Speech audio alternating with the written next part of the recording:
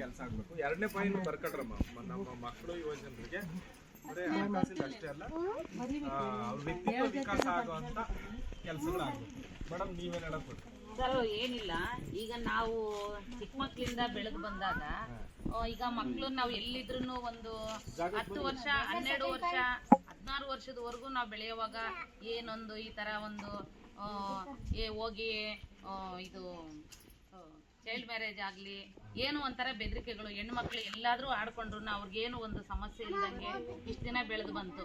ಈಗ ಮಕ್ಳು ಹೆಣ್ಮಕ್ಳೇ ಕುಪ್ಪೆ ಮಾಡ್ಕೊಂಡು ಗಂಡ್ಮಕ್ಳು ಹೆಣ್ಮಕ್ಳು ನಾವು ರಾತ್ರಿ 10-10:30ವರೆಗೂ ಆಡಿದಾಗ ಒಂಥರ ಮಣ್ಣಿಂದು ಕುಪ್ಪೆ ಒಯ್ಕೊಂಡು ರಾತ್ರಿ ಎಲ್ಲ ಆಡೋವಾಗ ಆಗ ಬಯಲು ನಾಟಕಗಳಂತೆ ಒಂಥರ ಪರ್ದೆ ಮೇಲೆ ತೋಲ್ ಬೊಮ್ಮಗಳು ಆ ಥರ ಆಡೋವಾಗ ಭಜನ ನಾಟಕಗಳು ಈ ಥರ ಎಲ್ಲ ಮಾಡೋವಾಗ ಆಗ ಹಸುಗಳು ಇದು ಕಸ ಎತ್ತಕ್ ಹೋದ್ರೆ ಒಣಿಗುಂಟ ಮಾಡ್ಕೊಂಡು ಒಂದು ತಟ್ಟಿ ತಗೊಂಡು ಸಗಣಿ ಹಾಕೊಂಡು ಕುಪ್ಪೆ ಹಾಕೋದು. ಆಗ ಏನು ಬೆಳೆನೂ ಹಂಗೆ ಬರ್ತಾ ಇತ್ತು, ಮಳೆನೂ ಹಂಗೆ ಇತ್ತು. ಯಾರು ಎಲ್ಲ ಪ್ರತಿಯೊಬ್ರು ಏನೇ ಬೆಳೆದ್ರು ಕೊಟ್ಟಿಗೆ ಗೊಬ್ಬರ ಹಾಕಿನೇ ಬೆಳೆ ಬೆಳೀತಿದ್ದು. ಆಗ BP ಶುಗರು ಏನೊಂದು ಕಾಯಿಲೆಗಳು ಇಲ್ಲ. ಈಗ ನಾವು ಮನಸ್ಸು ಹಂಗೆ ಇದೆ, ನಮ್ಮ ಟೆನ್ಷನ್ಗಳು ಹಂಗೆ ಇದಾವೆ. ಈಗ ಪ್ರತಿಯೊಂದು ನಾವು ಇಂಗ್ಲಿಷ್ ಮೆಡಿಸಿನ್ ಇಂದ ತಗೋಬೇಕು, ಇಂಗ್ಲಿಷ್ ಮೆಡಿಸಿನ್ ಇಂದ ನಾವು ಇವತ್ತು ಮಾಡಬೇಕು. ಅಲ್ಲಿ ಮೆಡಿಸಿನ್ ತಗೊಂಡ್ರೆ ಮಾತ್ರ ಈಗ ನಾವು ಮನುಷ್ಯರು, ಇಲ್ಲಾಂದ್ರೆ ಮನುಷ್ಯ ಅಲ್ಲ. ಈಗ ಅಲ್ಲೆಲ್ಲ ನಾವು ಕಷ್ಟ ಮಾಡ್ಕೊಂಡ್ರೆ ಸಂಜೆಗೆ ಯಾಕೋ ಸುಸ್ತಾಯ್ತಪ್ಪ ಹೋಗೊಂದು ಟ್ಯಾಬ್ಲೆಟ್ ತಗೋಬರೋದು, ಒಂಚೂರು ಶೀತ ಆದ್ರೆ ಹೋಗು ಟ್ಯಾಬ್ಲೆಟ್ ತಗೋಬರೋಗ ಅಂತೀವಿ. ಆಗ ಶೀತ ಆದ್ರೆ ಏನ್ ಮಾಡ್ತಿದ್ವಿ, ಉಬ್ಬಗೆ ಹಾಕಂತಿದ್ವಿ, ಬೇವಿನ ಕಷಾಯ ಕುಡಿತಾ ಇದ್ವಿ. ಆಗ ಗಟ್ಟಿ ಮುಷ್ಟಿಯಿಂದ ಒಂದು ಮನುಷ್ಯರು ಬಾಳಿದ್ದಾರೆ. ಯಾಕೆ ಆಗ ಸಮುದಾಯದಲ್ಲಿ ಆ ತರ ವಾತಾವರಣ ಸೃಷ್ಟಿ ಆಗ್ತಾ ಇತ್ತು. ಈಗ ಆ ವಾತಾವರಣ ಇಲ್ಲ. ಈಗ ನಾವೇ ಆಗ್ಲಿ ಆ ಮಗು ಅಲ್ಲಿ ಕರಿಯಕ್ಕೆ ಹೋಗ್ತಾ ಇದೆ, ಒಂದು ಬೀದಿ ನಾಟಕ ಮಾಡ್ತಿದಾರೆ, ಅಲ್ಲಿ ಹೋಗ್ಬೇಕಂದ್ರೆ ಆ ಬೀದಿ ನಾಟಕ ಏನ್ ನೋಡಕ್ ಹೋಗ್ತೀವಲ್ಲ, ಅದನ್ನೇನ್ ನೋಡ್ತೀಯ, ಹೋಗೋಣ ಬಾ, ಇಲ್ಲಾಂದ್ರೆ ಒಂದು ಪಿಕ್ಚರ್ಗೆ ಹೋಗೋಣ, ಇಲ್ಲಾಂದ್ರೆ ಅಲ್ಲೊಂದು ಇದು ಸಹ ಅದೇನೋ ಅಂತಾರೆ ಆರ್ಕೆಸ್ಟ್ರಾ ಹೋಗೋಣ ಅಂತಾರೆ. ಈಗ ಪ್ರತಿಯೊಬ್ಬರಿಂದನೂ ಮೊಬೈಲ್ ಇದೆ, ಮೊಬೈಲಿಂದ ಪ್ರತಿಯೊಬ್ಬನು ಮನಸ್ಸು ಹಾಳಾಗಿದೆ. ಆತುರ ಮೊಬೈಲ್ ಯಾವಾಗ ಮೊಬೈಲ್ ಕೆಲವು ಮಕ್ಕಳು ನೋಡ್ತೀವ ಫೇಸ್ಬುಕ್ ಅಲ್ಲೆಲ್ಲ, ಮಕ್ಕಳು ಅದನ್ನೇ ಒಂದು ಬೆಂಬಲವಾಗಿ ಆ ಮಕ್ಕಳು ನಿದ್ದೆಗಣ್ಣಲ್ಲೇನು ಅದನ್ನೇ ಅನ್ನೋದು, ಒಂಥರ ಕಣ್ಣು ಮಿಟುಕಿಸೋದು. ಈ ವಾತಾವರಣ ಈಗ ಸೃಷ್ಟಿಯಾಗಿದೆ. ಹಿಂದಿನ ವಾತಾವರಣ ಸೃಷ್ಟಿ ಆದ್ರೆ ಈಗ ನೀವು ಹೇಳ್ದಂಗೆ ಬೆಳಗ್ಗೆಯಿಂದ ಏನೋ ರೂಪ ಮೇಡಮ್ ಅವರು ಆ ತರ ಏನು ಹೇಳ್ಕೊಟ್ರು, ಯಾವ ತರ ಪರಿಚಯ ಮಾಡ್ಕೊಟ್ರು, ಆ ವಾತಾವರಣಕ್ಕೆ ನಾವು ಬಂದ್ರೆ ಆಟೋಮೆಟಿಕ್ ಆಗಿ ಗ್ರಾಮದಲ್ಲಿ ಸಾಂಸ್ಕೃತಿಕ ಚಟುವಟಿಕೆಗಳ ಆಯೋಜನೆ, ವ್ಯಕ್ತಿತ್ವ ವಿಕಾಸ ಆಗುವಂತ ಕಾರ್ಯಕ್ರಮ. ಮೇಡಮ್ ಹೇಳಿ, ಎಲ್ಲರೂ ಮಾತಾಡಿ. ಇವ್ರು ಮೇಡಮ್ ಏನ್ ಹೇಳಕ್ ಹೋದ್ರಿ ಹೇಳಿ,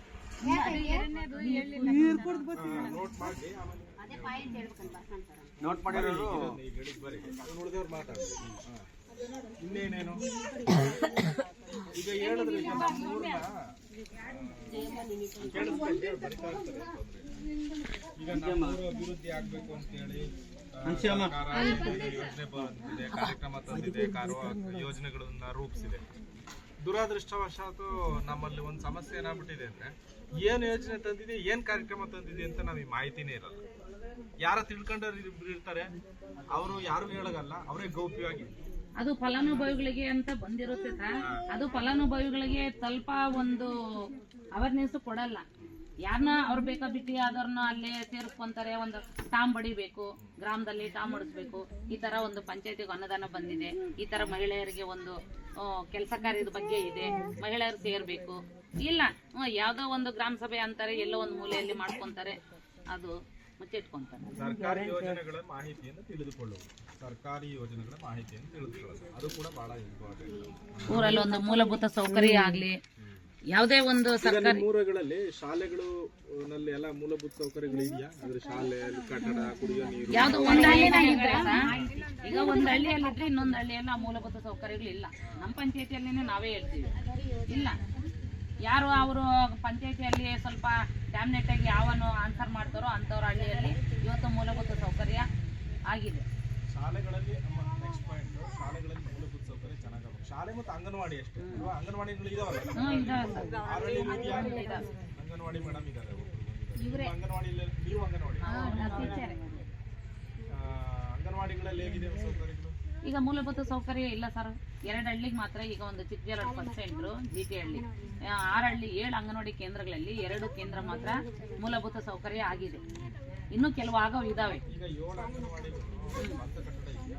ಸ್ವಂತ ಕಟ್ಟಡ ಇಲ್ಲ ಸರ್, 1ಕ್ಕೆ ಮಾತ್ರ ಸ್ವಂತ ಕಟ್ಟಡ ಇಲ್ಲ, ಇನ್ನು 6ಕ್ಕೂ ಸ್ವಂತ ಕಟ್ಟಡ ಇದೆ. ಅದರಲ್ಲಿ ಶೌಚಾಲಯ ಕುಡಿಯುವ ನೀರು ವ್ಯವಸ್ಥೆಗಳೆಲ್ಲ ಇದೆ? ಇಲ್ಲ ಸರ್, ಯಾವುದು ಇಲ್ಲ ಆ ಥರ. ಈಗ 2 ಮಾತ್ರ ಆಗಿದ್ದಾವೆ, 2 ಇದೆ.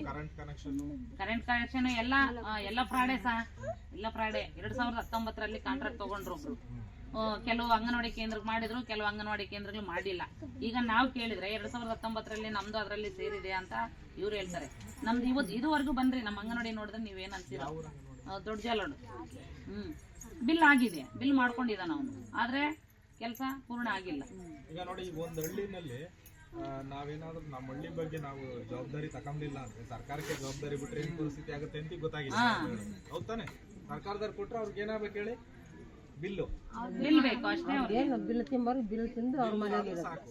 ಆದ್ರೆ ನಾವು ಏನಾಗ್ಬೇಕು, ನಮ್ಮ ಹಳ್ಳಿ ಜವಾಬ್ದಾರಿಗಳು ಹಂಗಿದ್ರೆ ಯಾರ ಜವಾಬ್ದಾರಿ ಇರ್ಬೇಕು ಹೇಳಿ? ನಮ್ ಜವಾಬ್ದಾರಿ ಊರು ಕಟ್ಕೊಂಡಿರೋರು ಇರ್ಬೇಕು, ಗ್ರಾಮ ಪಂಚಾಯತಿ ಸದಸ್ಯರಿಗೂ ಅವ್ರಿಗೆ ಫಸ್ಟ್ ಅವ್ರಿಗೆ ಜವಾಬ್ದಾರಿ ಇರಬೇಕು. ಯಾವ ಮೂಲೆಯಲ್ಲಿ ಹೆಂಗಿದೆ, ಊರಲ್ಲಿ ಯಾವ ತರ ಇದೆ, ಚರಂಡಿ ಹೆಂಗಿದೆ, ಒಂದು ಅಂಗನವಾಡಿ ಕೇಂದ್ರ ಹೆಂಗಿದೆ, ಸ್ಕೂಲ್ ಫೀಲ್ಡ್ ಯಾವ ತರ ಇದೆ, ಮಕ್ಳು ಯಾವ ತರ ಇದಾವೆ, ಯಾವ ತರ ಹೋಗ್ತಿದ್ದಾರೆ. ಈಗ ಅಲ್ಲಿ ಚರ್ಚೆ ಆಯ್ತು, ಅಲ್ಲಿ ನಾವು ಕೂತಿದ್ದಾಗ ಪೋಷಕರ ಸಭೆ ಎಲ್ಲ ಕರೆದಾಗ ನಾವು ಹಳ್ಳಿ ಬಗ್ಗೆ ಎಲ್ಲ ಹೋಗ್ಬೇಕು ಅಂತೆಲ್ಲ ಆಯ್ತು. ಇಲ್ಲಿ ನಮ್ಮಲ್ಲಿ ಪೋಷಕರ ಸಭೆ ಎಲ್ಲ ನಡೆಸ್ತಾರ ಸ್ಕೂಲಲ್ಲಿ? ನಡೆಸ್ತಾರೆ ಸರ್, ಯಾರು ಬರೋದೇ ಇಲ್ಲ. ಪೇರೆಂಟ್ಸ್ ಬರಲ್ಲ, ಕೂಲಿ ಹೋಗ್ತಾರೆ, 200 ರೂಪಾಯಿ ಹೋಗುತ್ತೆ ಬಂದ್ರೆ ಅಂತ ಹೇಳ್ತಾರೆ.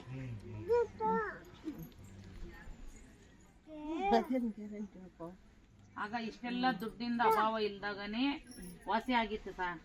ಈಗ ದುಡ್ಡಿನ ಅಭಾವ, ದುಡ್ಡು ಇದ್ರೂ ಈಗ ಇದು ಈಗ ನಿಮ್ಮ ಪಂಚಾಯತಿಲಿ ಇಷ್ಟು 6 ಹಳ್ಳಿ ಇದೆಯಲ್ಲ, ಇಲ್ಲಿ 6 ಹಳ್ಳಿ ಇಲ್ಲಿ ಕೃಷಿ ಮಾಡ್ತಾರೆ. ಮುಖ್ಯವಾಗಿ ಏನೇನು ಬೆಳಿತಾರೆ? ಒಂದು ಕಡಲೆಕಾಯಿ ಸರ್, ಹತ್ತಿ, ಸಾವಯವನ ಫುಲ್ ಪಬ್ಲಿಕ್ ಆಗ್ತದೆ. ಎಲ್ಲ ಹಳ್ಳಿಗಳಿಗೂ ಈ ಥರ ಮಾಡಬೇಕು. ಎಲ್ಲ ಹಳ್ಳಿಗಳಿಗೂ ಬೋರ್ ಹೊಡಿತೈತೆ. ಇಲ್ಲಿ ಚೆನ್ನಾಗಿದೆಯಲ್ಲ, ಹೌದು. ನಾವು ಚೆನ್ನಾಗಿ ಮಾಡಿದ್ದಾರೆ. ಒಳ್ಳೆ ಕಾನ್ಸೆಪ್ಟ್, ಚೆನ್ನಾಗಿದೆ ಕಾನ್ಸೆಪ್ಟ್. ಇಲ್ಲ ಕಡಿಮೆ ರೆಕಾರ್ಡ್ ಮಾಡಿದಾವಲ್ಲ ಭಾಳ ಚೆನ್ನಾಗಿದೆ. ಇಲ್ಲಿ ಈಗಂದ್ರೆ ಸಹ ಈಗ ಹಾಲು ಕರಿತೇವೆ, ಫಸ್ಟ್ ನಮ್ಮ ಆರೋಗ್ಯ ನೋಡ್ಕೊಳ್ಳಲ್ಲ. ಈಗ ಎಷ್ಟು ಲೀಟರ್ ಬಂತು ತಗೊಂಡೋಗಿ ಡೈರಿ ಒಯ್ಯೋದು. ಫಸ್ಟ್ ನಮ್ಮ ಆರೋಗ್ಯ ನೋಡ್ಬೇಕು, ಆಮೇಲೆ ನಾವು ದುಡಿಮೆ ಮಾಡ್ಕೋಬೇಕು. ಗಂಗಾ ಇದೆ ಪರಿಸ್ಥಿತಿ, ಇಲ್ಲಿಂದ ಹಾಲ್ ತಗೊಂಡೋಗಿ ಕೊಟ್ಟು ಆ ಕಡೆಯಿಂದ ಮೆರಿಂಡ ತಂದು ಕುಡಿ ಆರೋಗ್ಯ ಹಾಳು ಮಾಡ್ಕೊಳ್ಳೋದು ಅಲ್ವಾ? ಈಗ ನಿನ್ನೆ ನಾನು ನೆನ್ನೆ ಮಾಹಿತಿ ತಿಳ್ಕೊಂಡು ಒಂದು ವಾರದಿಂದ ಒಂದು ಆಸ್ಪತ್ರೆ ಭೇಟಿ ಮಾಡಿದ್ದೆ. ಕೇಳಿಸ್ಕೊಂತಿದ್ದೀರಾ? ಒಂದು ಆಸ್ಪತ್ರೆಗೆ ಭೇಟಿ ಮಾಡಿದ್ದೆ. ಆಸ್ಪತ್ರೆಗೆ ಭೇಟಿ ಮಾಡಿದಾಗ ಏನಾಗಿದೆ, ಸಣ್ಣ ಮಕ್ಕಳಿಂದ ಒಂದು 12 ವರ್ಷದ ಮಗು ಇರ್ಬೋದು, 2 ಮಕ್ಕಳು ಅಡ್ಮಿಟ್ ಆಗಿತ್ತು. ಏನು ಅಂತ ಕೇಳಿದೆ, 2 ಕಿಡ್ನಿ ಫೇಲ್ ಆಗಿದೆ. 2 ಪ್ರತಿ 2 ದಿನಕ್ಕೆ ಒಂದು ಸಾರಿ ಡಯಾಲಿಸಿಸ್ ಮಾಡಿಸ್ಬೇಕು. ಡಯಾಲಿಸಿಸ್ ಮಾಡಿಸ್ಬೇಕು ಅಂದ್ರೆ ಗೊತ್ತಿದೆಯಾ? ತುಂಬ ಜನ ಗೊತ್ತೇ ಇಲ್ಲ. ಡಯಾಲಿಸಿಸ್ ಅಂದರೆ ಇಲ್ಲಿಗೆ 2 ಪೈಪ್ನ ಹಾಕ್ತಾರೆ. ಒಂದು ಪೈಪಲ್ಲಿ ಮಿಷಿನಿಗೆ ರಕ್ತ ಬರುತ್ತೆ, ಇಡೀ ದೇಹದ ರಕ್ತ ಬರುತ್ತೆ, ಅದು ಶುದ್ಧ ಆಗಿ ವಾಪಸ್ ಹೋಗುತ್ತೆ. ಇದು 8 ಗಂಟೆ ಹಿಂಗೆ ಇಕ್ಕೋಬೇಕು ಕೈನ. 8 ಗಂಟೆ ಒಂದು ಸಾರಿ ಶುರು ಮಾಡಿದ್ರೆ ಅಂಥ ಡಯಾಲಿಸಿಸ್ ಮಾಡಿಸ್ಬೇಕು. ಒಂದು ಸಾರಿಗೆ 2,000 ರೂಪಾಯಿ ಖರ್ಚಾಗುತ್ತೆ. ಒಂದು ವಾರ ಕನಿಷ್ಠ 2 ಸಾರಿ ಮಾಡಿಸ್ಬೇಕು. ಸಾಯ್ತಕ್ಕ ಯೋಚನೆ ಮಾಡಿ. ಇಂಥ ಪರಿಸ್ಥಿತಿ ಇದೆ. ಆ ಮಕ್ಕಳನ್ನ ಯಾಕೆ ಅಂತ ಕೇಳಿದಾಗ, ಅದು ಡಾಕ್ಟರ್ನ ಯಾಕೆ ಅಂತ ಕೇಳಿ ನೋಡಿದಾಗ ಅವರು ಹೇಳಿದ್ರು, ಏನೇನಕ್ಕೆ ಕಿಡ್ನಿ ಫೇಲ್ಯೂರ್ ಆಗ್ತದೆ ಹಲವಾರು ಕಾರಣ ಇದೆ. ಒಂದು ನೀರು ಶುದ್ಧವಾಗಿದೆ, ನೀರು ಕುಡಿಯೋಂಥದ್ದು, ನೀರು ತೀರಾ ಕಡಿಮೆ ಕೊಡುವಂಥದ್ದು, ಮತ್ತು ಈ ರೋಡ್ ಸೈಡ್ನಾಗದು ಫುಡ್ಡು ಮಕ್ಕಳು, ಆ ಪೇರೆಂಟ್ಸ್ ಅವ್ರಿಗೆ ಹೇಳಿ ಈ ಮಕ್ಕಳಿಗೆ ಕೆಮಿಕಲ್ ಫುಡ್ಡು ಕೊಡ್ತಿರೋದು. ಅಂದರೆ ಈ ಕಬಾಬು, ಗೋಬಿ ಇದೆಲ್ಲ ಇದಕ್ಕೆ ಏನಾಗ್ತಾರೆ, ಟೇಸ್ಟಿಂಗ್ ಪೌಡ್ರ್ ಹಾಕ್ತಾರಲ್ಲ, ಆ ಟೇಸ್ಟಿಂಗ್ ಪೌಡ್ರು ಮತ್ತು ಕುರ್ಕುರೆ ಇದರಲ್ಲೆಲ್ಲ ಆ ಪೌಡ್ರ್ ಇರುತ್ತೆ. ಅದು ಸ್ಟಾಕ್ ಅತಿ ಹೆಚ್ಚು ತಂದು ಕೊಟ್ಟು ಆ ಮಕ್ಕಳಿಗೆ ಸ್ಟಾಕ್ ಆಗಿರೋದ್ರಿಂದ 2 ಕಿಡ್ನಿ ಫೇಲ್ಯೂರ್ ಆಗಿದೆ. ಎಷ್ಟು ವಯಸ್ಸು? ಇನ್ನೂ 12-13 ವರ್ಷ ವಯಸ್ಸು. ಇನ್ನು ಮುಗೀತಾ ಮಕ್ಕಳ ಭವಿಷ್ಯ. ಆಯಮ್ಮ ಅದರಲ್ಲೂ ಒಂದು ಮಗು ಕಾಲು ಸರಿ ಇಲ್ಲ, ಆ ಮಗ ತಗೊಂಡು ತೋರಿಸ್ಕೊಳ್ಳುವಂಥ ಪರಿಸ್ಥಿತಿ. ಅಂದರೆ ನಾವೇನು ಮಾಡ್ತಿಲ್ಲ ಅಂತಂದರೆ, ನಮ್ಮಲ್ಲಿ ಏನೋ ಒಂಥರ ಎಳ್ನೀರು ಬಿಡ್ತೀವಿ ತಂದು ಕುಡ್ದಿದ್ದೆ ಅಂತದ್ದು ಮಿರಿಂಡ ತಂದು ಕುಡಿದ್ದೆ. ಮೊನ್ನೆ ಇಲ್ಲಿ ಯಾರ್ದೋ ಮನೆಗೆ ಹೋಗಿದ್ವಿ ನಾನು, ಇಲ್ಲೇ ನಿಮ್ಮ ಪಾವಗಡ ತಾಲೂಕಲ್ಲಿ ಯಾರ್ದೋ ಮನೆಗೆ ಹೋದ್ವಿ. ಅವ್ರ ಮನೆಯಲ್ಲಿ ಸಾಮಾನ್ಯವಾಗಿ ಹಿಂದೆಲ್ಲ ನಾವು ಒಂದು 15-20 ವರ್ಷಗಳ ಹಿಂದೆ ಮಜ್ಜಿಗೆ ಯಾರನ್ನ ಮನೆಗೆ ಹೋಗಿ ಮಜ್ಜಿಗೆ ಕೊಡ್ತಿದ್ವಿ. ಈಗ ಅವರು ಜ್ಯೂಸ್ ಒಂದು ಮೆರಿಂಡ ಏನೋ ಈಗ ಒಂದಿಟ್ಟು ಪ್ಯಾಂಟ್ ಶರ್ಟ್ ಹಾಕ ಬಂದಿದ್ದೀನಿ ಅಂದ್ಬಿಟ್ಟು ಮೆರಿಂಡ ಕುಡಿತಾರೆ ಅಂತ ಹೇಳಿ ಪ್ರೆಸ್ಟೀಜ್ ಅದು. ಈಗ ನಾವು ಮೆರಿಂಡ ಕುಡಿಸ್ತೀವಿ ಅವ್ರಿಗೆ ಅಂತ ಅನ್ನಂಗೆ ಕೊಟ್ಟಿದ್ದಾರೆ ನೋಡಿ. ಹಳ್ಳಿಗೆ ಇವತ್ತು ಬಂದು ತಲುಪಿದೆ. ನಿನ್ನೆ ಪೊಲೀಸರು ಹೇಳ್ತೀರಾ ಸಿರಾ ತಾಲೂಕು ದೊಡ್ಡ ಮರದಿಂದ 4 ಹುಡುಗರು ಹಿಡ್ಕೊಂಡ್ಬಂದವ್ರಂತೆ ಮಡ್ಬಳಿಗೆ. ಏನಕ್ಕೆ ಅಂದ್ರೆ ಹಳ್ಳಿನಲ್ಲಿ ಇವತ್ತು ಡ್ರಗ್ಸ್ ಸಿಗುವಂತ ಪರಿಸ್ಥಿತಿ ಇದೆ. ಹಳ್ಳಿ ಮಾರ್ಕೆಟ್ ಆಗ್ತಾ ಇದೆ. 15 ವರ್ಷದ ಹುಡುಗರು ಇನ್ನು 8ನೇ ಕ್ಲಾಸ್ಗೆ ಹೋಗವ್ರೆ. 8ನೇ ಕ್ಲಾಸಿಂದಾನೇ ಅಲ್ಲೇ ಹಾಗಿದ್ರೆ ಇವತ್ತು ನಮ್ಮ ಮಕ್ಕಳ ಪರಿಸ್ಥಿತಿ ನೋಡೋರು ಕಾಪಾಡ್ಕೊಳ್ಳೋ ಜವಾಬ್ದಾರಿ ಯಾರ್ದು? ಪೊಲೀಸ್ನವ್ರಿಗೆ ಏನ್ ಬಿಡ್ರಿ ಒಂದ್ ಕೇಸ್ ಅಷ್ಟೇ, ಅವ್ರೇನ್ ಒಂದ್ ಕೇಸ್ ಹಾಕ್ತಾರೆ, ಹೋದ್ರೆ ಹಾಳಾಗೋಗ್ಲಿ ಅಂತ ಹೇಳಿ ತೆಪ್ಪನ ಹಾಕ್ತಾರೆ. ಡಾಕ್ಟ್ರಿಗೆ ಉಳಿಬೋದು ಬಿಟ್ರು ಬಿಡ್ಬೋದು, ಅವ್ರಿಗೆ ಏನ್ ಟ್ರೀಟ್ಮೆಂಟ್ ಕೊಡ್ಬೇಕು ಕೊಡ್ತಾರೆ, ದುಡ್ಡು ಕಿತ್ಕೊಂತಾರೆ. ನಿಮ್ಗೆ ಉಳಿದ್ರೆ ಗಂಟು, ಹೋದ್ರೆ ಒಂದ್ ಹೆಣ, ಅವ್ರಿಗೇನು ಎಂತ ವ್ಯವಸಾಯ ಇದು ಏನಾಗ್ತವೆ, ಸಾಯೋರು ಇದ್ದೇ ಇರ್ತಾರೆ. 70 ಮನೆಗೆ ಯಾರು ಕೆಟ್ರೆ 70 ಕೆಟ್ರು ಅಂತ ಇದಿದೆ. ಹಂಗಾದ್ರೆ ಈ ರೆಸ್ಪಾನ್ಸಿಬಿಲಿಟೀಸ್ ಈ ತಿಳುವಳಿಕೆ ನಮಗೂ ಇರೋದು. ಇಲ್ಲಿ ನಿಮ್ಮ ಈ 6-7 ಹಳ್ಳಿ ನೋಡಿದಾಗ ಆರೋಗ್ಯ ಸಮಸ್ಯೆಗಳು ಏನು ಜಾಸ್ತಿ ಕಾಣಿಸ್ತಾ ಇದೆ ಅನ್ಸುತ್ತೆ? ಗ್ಯಾಸ್ಟ್ರಿಕ್ ಮೇಜರ್ ಅದೇ ಗ್ಯಾಸ್ಟ್ರಿಕ್ ಎಲ್ಲ ಸರ್ಕಾರಿ ಆಸ್ಪತ್ರೆಯಲ್ಲಿ ತಗೊಳ್ತಾ ಇರೋದಾ ಮೆಡಿಸಿನ್ ಎಲ್ಲ? ಮೆಡಿಕಲ್ ಶಾಪಲ್ಲಿ ಹೋಗೋದು, ಟ್ಯಾಬ್ಲೆಟ್ ತರೋದು, ತಗೊಳ್ಳೋದು.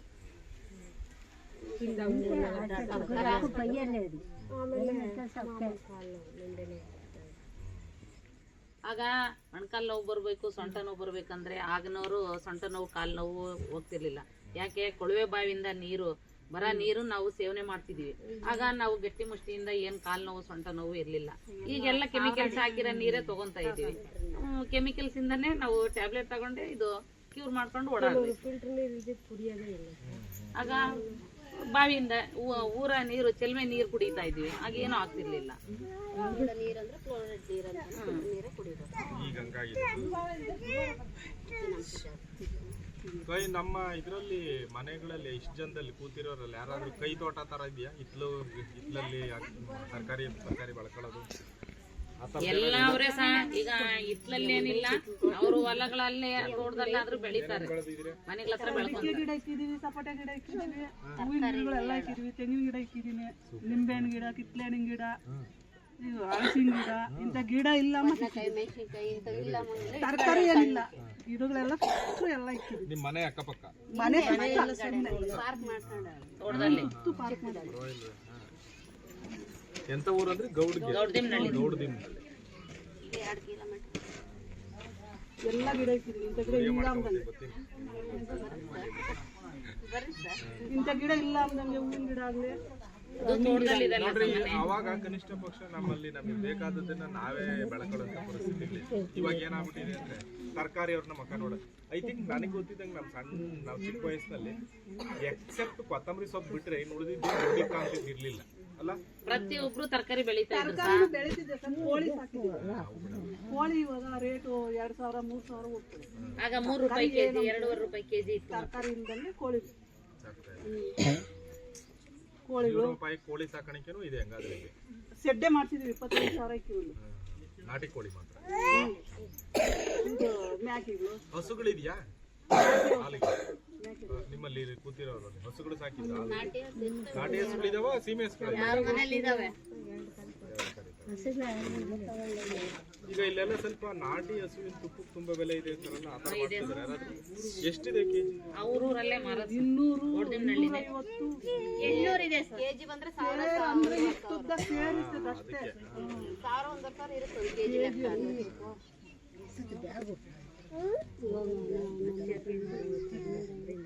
ನಾನು ಅದೇ ಹೇಳಿದ್ದು 200-250 ರೂಪಾಯಿ. ಅದು ತುಪ್ಪ ನಮ್ಮೂರಲ್ಲಿ ಕಾಲ್ ಕಟ್ತಾರೆ, ಕಾಲ್ ಮುರಿದಿರೋದು ಅದಕ್ಕೆ ಔಷಧ ಬರ್ತೈತಲ್ಲ, ಅದಕ್ಕೆ ಟೈಮ್ ಬಿದ್ದು ಕೊಡ್ತಾರ. ಓ ಕರೆಕ್ಟ್. ನಾನು ಆ ಊರಿಗೆ ಬಂದಿದ್ದೆ. ಅಲ್ಲಿ ಒಂದ್ ಕಡೆಗೆ ಯಾವ್ದೋ ಒಬ್ರು ಯಜಮಾನ್ರು ಕಾಲ್ ಕಟ್ತಾರಂತಲ್ಲ, ಅದೇನ್ ನಿಮ್ಮೂರ? ಸರಿ ಸರಿ. ಐ ಥಿಂಕ್ ಅವ್ರ ಮಗನೂ ಬಂದಿರ್ಬೇಕೇನೆ ಇವತ್ತು. ಬಂದಿಲ್ಲ ಸರ್ ಇವಾಗ. ಅವ್ರ ಮಗನೂ ಕಲಿತಾ ಇದ್ದಾರೆ.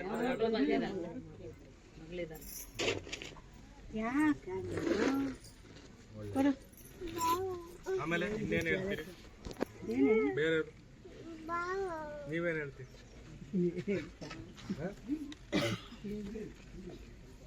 ಈಗ ದುಡ್ಡು ಎಷ್ಟು ದುಡಿತೀವಿ ಸಹ ಅಷ್ಟೇ ಟೆನ್ಷನ್ ಇದೆ. ದುಡ್ಡು ಎಷ್ಟು ದುಡಿತೀವೋ ಅಷ್ಟೇ ಟೆನ್ಷನ್. ಈಗ ಮಹಿಳೆಯರಿಗೆ ಇದು ಕೂಲಿ ಕೆಲಸ ಅಂತ ಹೇಳಿದ್ರಲ್ಲ, ಏನ್ ಕೂಲಿ ಕೆಲಸ ಅಂದ್ರೆ ಇದು ಕಳೆ ತೆಗಿಯೋದು. ಹೆಣ್ಣಾಗಿ ಎಷ್ಟಿದೆ? 250 ರೂಪಾಯಿ ಇದೆ ಸರ್. 250 ರೂಪಾಯಿ. ಇಲ್ಲ 2 ಗಂಟೆಗೆ ಬೆಳಿಗ್ಗೆ 7 ಗಂಟೆಗೆ ಹೋಗಿ ಮಧ್ಯಾಹ್ನ 2 ಗಂಟೆ ಒಪ್ಪಂದ ಒಪ್ಕೊಂಡು ಮಾಡಿದ್ರೆ ಸೀಸನ್ನೇ ಯಾವಾಗ ಸೀಸನ್ನೇ ಒಪ್ಪಂದನೇ ಎಲ್ಲ. ಇವಾಗ ಕೂಲಿ ಯಾರು ಹೋಗಲ್ಲಮ್ಮ,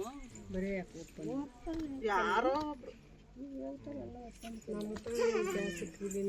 ಈಗ ಇದ್ರ ಸಂಘಗಳು ಅಂತ ಹೇಳಿದ್ರೆ ನೀವು ಯಾವ ತರ ಸಂಘ ಇದೆ? ಧರ್ಮಸ್ಥಳದವ್ರದ್ದು ಕೆಲವು ಸಂಘ ಇದಾವೆ, ಸ್ತ್ರೀ ಶಕ್ತಿ ಸಂಘ ಸರ್ಕಾರ ಮಾಡಿದ್ದವು ಇದಾವೆ, ಕೆಲವರು ಕಂಪ್ನಿಯವರು ಮಾಡೋ ಇದಾವೆ. ನಿಮ್ಮಲ್ಲಿ ಯಾವ ತರದ ಇರೋದು?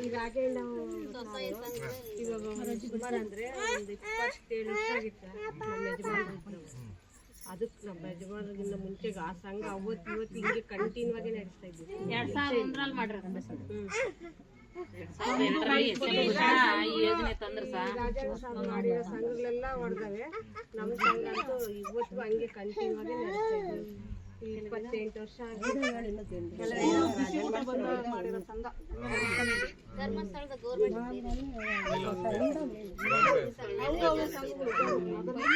ಜಾಸ್ತಿ. ಧರ್ಮಸ್ಥಳ ಸಂಘ ಬೇರೆ, ಸರ್ಕಾರ ನಡೆಸೋ ಕೃಷಿ ಇಲಾಖೆ ನಡೆಸೋ ಕೃಷಿ ಇದೆಲ್ಲ ಈ ತರ ಆಗ್ಬೇಕಾದ್ರೆ ಆ ಸಾರನೆ ಇದಷ್ಟು ಇದೆಲ್ಲ ಮಾಡ್ಬೇಕಂದ್ರೆ ಅವರಿಂದಾನೆ. ಇದೆಲ್ಲ ಒಂಥರ ಸಿಂಜಾಲಿ ಗಿಡ ಬೆಳೆದು ಒಂಥರ ಕಾಡು ತರ ಇರ್ತವೆ. ಈ ಗಿಡ ಗಂಟೆ ಎಲ್ಲ ಇದಾಗಬೇಕಂದ್ರೆ ಇತ್ತೀಚೆಗೆ ಒಂದು 10-15 ವರ್ಷದಿಂದ ಇಲ್ಲಿ ಕಾಣಿಸಲ್ಲ. 15 ವರ್ಷ 15 ವರ್ಷ ಆಯ್ತು. ಈಗ ನಿಮ್ಮ ಮಕ್ಕಳು ಅಂದ್ರೆ ಯೂತ್ ಒಂದು 15 ವರ್ಷದ ಹೈಸ್ಕೂಲ್ ಅಂತ ಹೈಸ್ಕೂಲಿಂದ ಡಿಗ್ರಿ ಕಾಲೇಜ್ ಓದ್ತಿರೋದು ಏನ್ ಸೌಲಭ್ಯ ಮಾಡಿದ್ರೆ ಉಪಯೋಗ ಆಗುತ್ತೆ ಅವರು? ಈಗ ನಿಮ್ಮ ವಿಷಯಗಳು ಚರ್ಚೆ ಆಗಿದೆ. ನಿಮ್ಮ ಅವರು ಹೆಣ್ಣು ಮಕ್ಕಳನ್ನು ಗಂಡು ಮಕ್ಕಳು ಇಬ್ಬರೊಂದು ದೃಷ್ಟಿಯಲ್ಲಿ ಇಟ್ಕೊಂಡಿರೋದು ಏನು ನಿಮ್ಮ ಈ ಭಾಗದ ಒಂದು ಸಿದ್ದಾಪುರ ಪಂಚಾಯತಿಯ 7 ಹಳ್ಳಿ ಉಳಿದವ್ರದ್ದೆಲ್ಲ ಸದ್ಯಕ್ಕೆ ಈ 7 ಹಳ್ಳಿಲಿ 8ನೇ ಕ್ಲಾಸಿಂದ ಒಂದು ಡಿಗ್ರಿ ಮಾಸ್ಟರ್ ಡಿಗ್ರಿ ಓದುವವರಿಗೆ ಹುಡುಗರಿಗೆ ಏನು ಉಪಯೋಗ ನೀವು ಹೇಳ್ರಮ್ಮ? ಕಂಪ್ಯೂಟರ್ ಅದಂತೂ ಈಗ ಯೋಚನೆ ಮಾಡಿದೀವಿ, ನಿಮ್ಗೆ ಮುಂದಿನ ತಿಂಗಳಿಂದನೇ ಶುರು ಮಾಡ್ಸೋಣ. ಒಂದು ಟ್ಯೂಷನ್ ಇದ್ರೆ ಒಂದಷ್ಟು ದೊಡ್ಡ ಟೌನ್ಗೆ ಹೋಗಿ ಅವ್ರು ಯಾವ ಥರ ಇರ್ತಾರೋ ಯಾವ ಥರ ಬೆಳಿತಾರೋ ಅವ್ರು ಬೆಳಿಬೇಕು. ಆ ಥರ ಮಾಡಿದ್ರೆ ಹೈಯರ್ ಎಜುಕೇಶನ್ ಗೈಡೆನ್ಸ್ ಅದು ಆಗ್ಬೋದು. ಅವರು ನಮ್ಮ ಎದುರುಗಡೆ ಇದ್ದಂಗೆ ಇರ್ತದೆ, ಯಾವ ಥರ ಇರ್ತಾರೆ ಮಕ್ಕಳು. 5 ನಿಮಿಷ ಮುಗಿಸ್ಕೊಂಡು ಈಗ ಟ್ಯೂಷನ್ಗೆ ಹೋಗ್ಬೇಕಂದ್ರೆ ಹೊಯ್ನಸ್ಕೋಟೆಗೆ ಹೋಗ್ಬೇಕು sir. Vehicles problem vehicles problem ಮಕ್ಕಳಿಗೆ. ಎಷ್ಟೊತ್ತಿಂದ ಎಷ್ಟೊತ್ತಿಗೆ ಹೋಗ್ತೀರಾ ಟ್ಯೂಷನ್ಗೆ? ಸರ್ ಸಂಜೆ 6 ಗಂಟೆಗೆ ಹೋದ್ರೆ 8 ಗಂಟೆಗೆ ವಾಪಸ್ ಬರ್ಬೇಕು. ಸೈಕಲ್ ಬರ್ತೀರಾ? ಅಲ್ಲ ವೆಹಿಕಲ್ಸ್ ಇಲ್ಲ, ಅದರಿಂದ ಹೋಗೋದೇ ಇಲ್ಲ ಟ್ಯೂಷನ್. ಇಲ್ಲಿ ಹತ್ರ ಆಗುತ್ತಾ ನಿಮ್ಗೆ? ಒಂದೊಂದು ಊರಿಗೆ ಒಬ್ರು ಆಯ್ಕೆ ಮಾಡ್ರಿ ಸರ್, ಎಲ್ಲ ಊರಿಗೆ ಇಲ್ಲಿ ಒಬ್ಬೊಬ್ಬರನ್ನ ಒಂಥರ ಸ್ವಯಂ ಸೇವಕರ ತರ ಮಾಡಿದ್ರೆ ಸರ್ ಅನುಕೂಲ ಮಾಡ್ಕೊಟ್ರೆ ಬಂದ್ರೆ ಅವ್ರ ಪಾಠ ಕೇಳ್ಕೊಂಡು ಅವ್ರ ಮನೆಗೆ ಅವ್ರು ಹೋಗ್ತಾರೆ. ಅವ್ರವ್ರ ಊರಾಗ ಅವ್ರು ಕೇಳ್ತಾರೆ. ಬರ್ಬೇಕಂದ್ರೆ ಅಲ್ಲಿಗೆ ಹೋಗ್ತಾರೆ, ಹೊಸಕೋಟೆಗೆ ಹೋಗೋಣ ಕಲಿಕಾ ಕೇಂದ್ರ. ಆಮೇಲೆ ಒಂದು ಟ್ಯೂಷನ್ ಕೇಂದ್ರಗಳಲ್ಲೂ ಅದು ಆ ಥರದೊಂದಷ್ಟು ಉಪಯೋಗ ಮಾಡಬಹುದು ಅಂತ ಅಂದ್ಕೊಳ್ಳಿ. ಅದೊಂದು ಸಲಹೆ ಮಾಡಿದ್ದೀರಾ, ಯೋಚನೆ ಮಾಡೋಣ, ಚರ್ಚೆ ಮಾಡೋಣ. ಕಂಪ್ಯೂಟರ್ ಸೆಂಟರ್ ಗೈಡೆನ್ಸ್ ಕಂಪ್ಯೂಟರ್ ಕೇಂದ್ರ ಗೈಡೆನ್ಸ್ ಅಂಡ್ ಕೌನ್ಸಿಲಿಂಗ್